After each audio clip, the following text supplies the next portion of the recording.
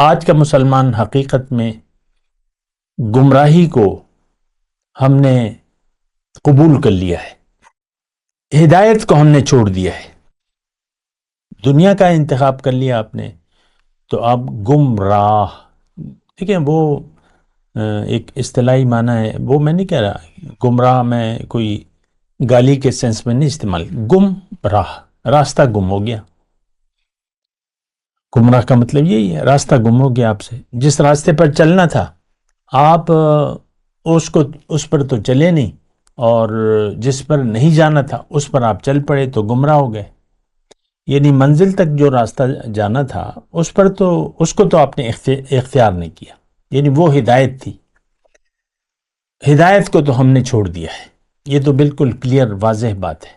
آج کا مسلمان ہدایت نہ سمجھتا ہے کہ ہدایت کیوں ہے، کیا ضرورت ہے۔ ہم تو اپنی مرضی سے زندگی گزار رہے ہیں، تو ہدایت کی اب اس میں کیا ضرورت ہے؟ دیکھیں عملی طور پہ دیکھیں، ہم ہدایت کو سمجھتے بھی نہیں ہیں، اس کی ضرورت کو محسوس نہیں کرتے۔ کیوں اللہ کے حکم کے سامنے سر جھکا دیا جائے؟